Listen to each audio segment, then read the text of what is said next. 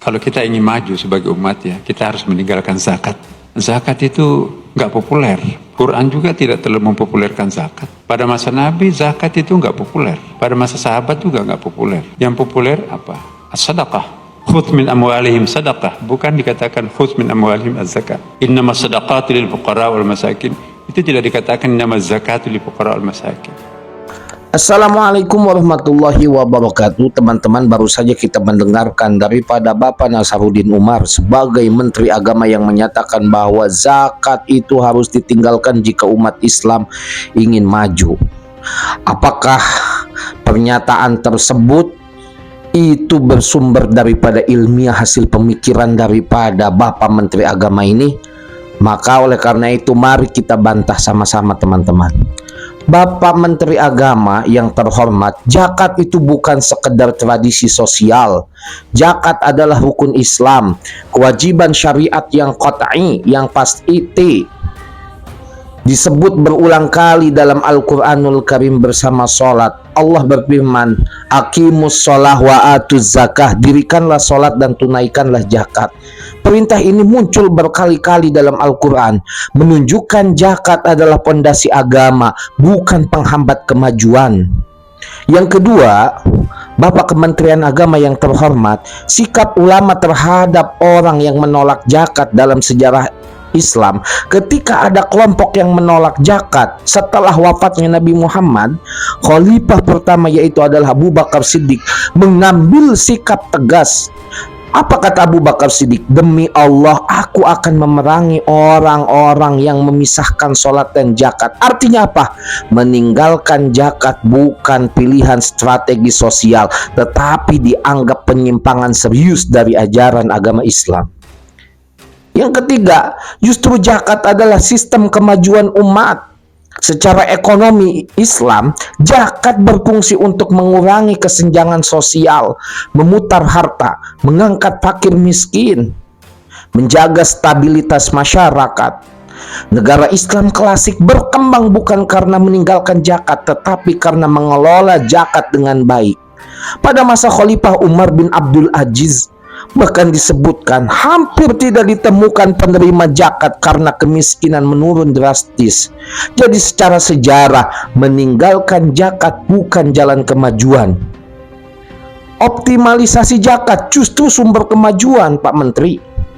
Yang keempat, kemungkinan maksud yang perlu diklarifikasi begini. Sebagai pejabat negara, Bapak Nasaruddin Umar mungkin sedang mengkritik praktek zakat yang tidak produktif. Saya paham itu.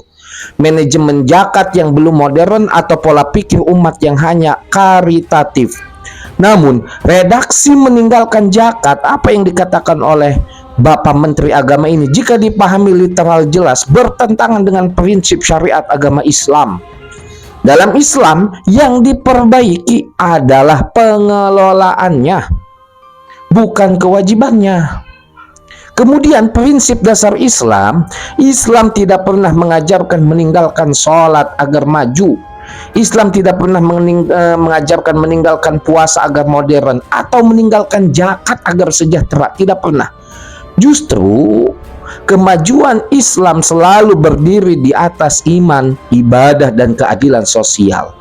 Zakat adalah jembatan antara ketiganya. Kesimpulannya, zakat adalah rukun Islam yang tidak bisa ditinggalkan. Al-Quran sangat menekankan zakat. Jika ada pernyataan meninggalkan zakat, maka perlu klarifikasi karena itu bertentangan dengan prinsip syariat agama Islam. Kemudian Bapak Kemenag ini mengatakan bahwa di Al-Quran itu zakat tidak populer. Benarkah? Jawabannya itu tidak benar, teman-teman.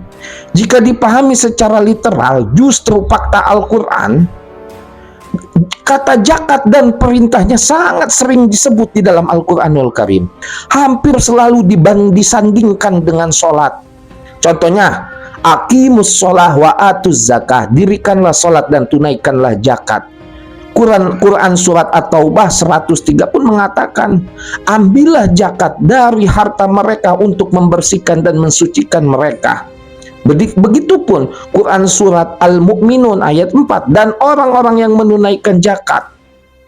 Itu kata Al-Quranul Karim. Jadi kata zakat itu sudah populer di dalam Al-Quranul Karim.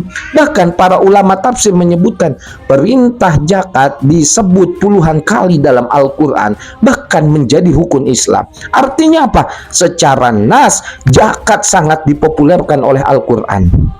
Kemungkinan gini, maksud yang ingin disampaikan oleh Bapak Kemendag ini kadang dalam kajian sosial ada maksud berbeda. Misalnya apa?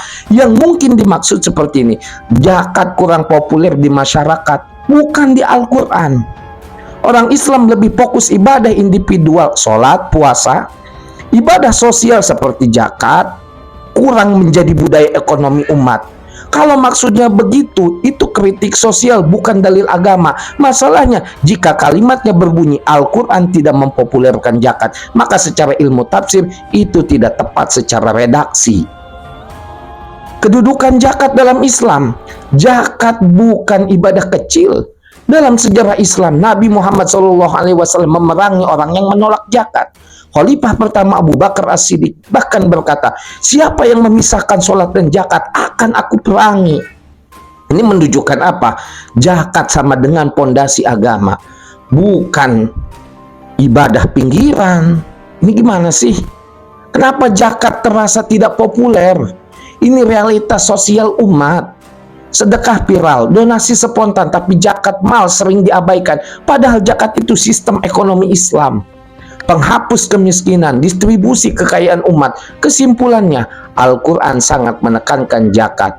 Zakat disebut berulang kali bersama sholat. Secara syariat, zakat sangat populer dan fundamental. Yang kurang populer adalah praktiknya di masyarakat, bukan ajarannya.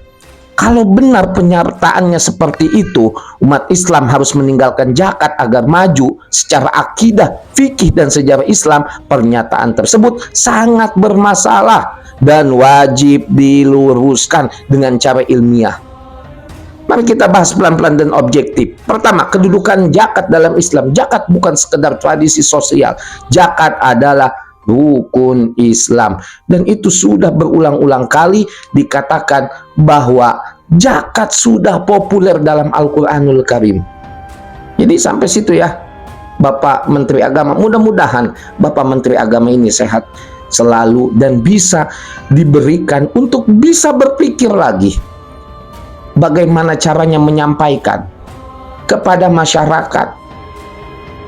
Paham ya Bapak Menteri Agama? Ini kadang-kadang saya mendengar yang hal-hal yang seperti ini, kadang-kadang awas. Pemahaman-pemahaman seperti ini sering dipakai oleh orang-orang liberal. Assalamualaikum warahmatullahi wabarakatuh.